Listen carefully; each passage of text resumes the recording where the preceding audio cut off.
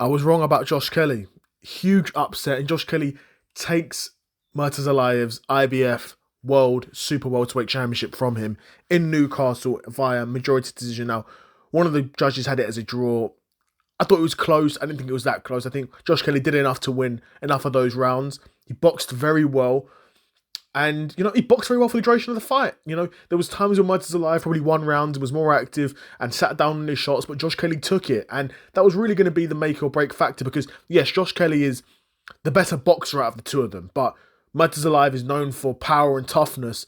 And if you can weather those, which nobody's been able to so far, if you can weather those, then you've got a chance. And Josh Kelly did exactly that. He weathered the storm and, done really well, in my opinion. Boxed really well. And no doubt the toughest opponent of his career, and he put on the best performance of his career. Showed grit, showed power, showed determination, showed that he's willing to stand and hold his, plant his feet and unload some shots. Because against a guy like Murtazaliev, I wouldn't blame Josh Kelly for being on his bike for 12 rounds because Lord knows I would be. There's no way I'm planting my feet and exchanging with this dude, right? But he boxed very well, and obviously part of Josh Kelly's game plan was to plant his feet, and he executed it beautifully. And doing that was him able to earn Murtazaliev's respect, something that Tim Tszyu didn't do at all, right? Because Tim Tszyu, yes, tried to plant his feet, but he was punching at the same time as Murtazaliev. And Murtazaliev is a far more puncher, far bigger puncher than Tim Tszyu, and that was a trade-off that was always going to end bad for Tim Tszyu, right? But Josh Kelly made it work. And he boxed very well. So, what can I say, man? It was a huge upset. I wasn't expecting it to happen. I was expecting Murtazaliev to probably start off the fight slow. Josh Kelly starts it off fast. But once Josh Kelly realised... Basically, I was expecting it to be the David Avanesian fight. The rematch of the David Avanesian fight. If I'm being honest.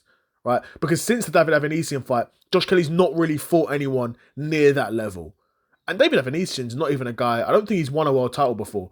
If he has, he didn't hold it for long and didn't have a ton of title defences. Neither did Murtazaliev, but at the point, Josh Kelly fought David Avanesian. David Avanesian, I believe, was like a European-level fighter. Whereas Murtazaliev, he beat Tim Tszyu.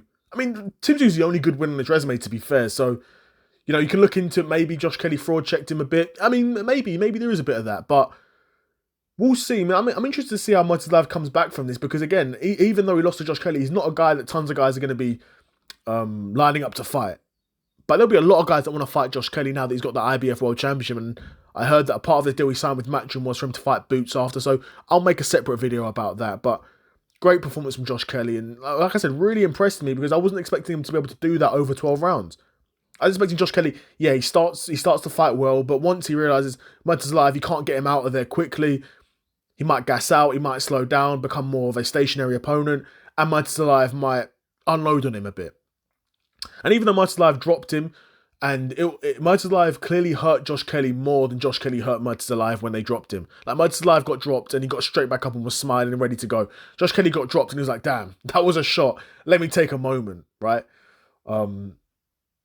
Great shot from Murtazaliev to drop Kelly, but it wasn't enough. One shot's not enough. You need to win enough rounds, and Murtazaliev won some rounds for sure, but like I said, Josh Kelly deserved to win that fight in my opinion. I don't think they'll be running it back because nobody's going to be lining up. Like I said, nobody's going to be lining up to fight Murtazaliev again.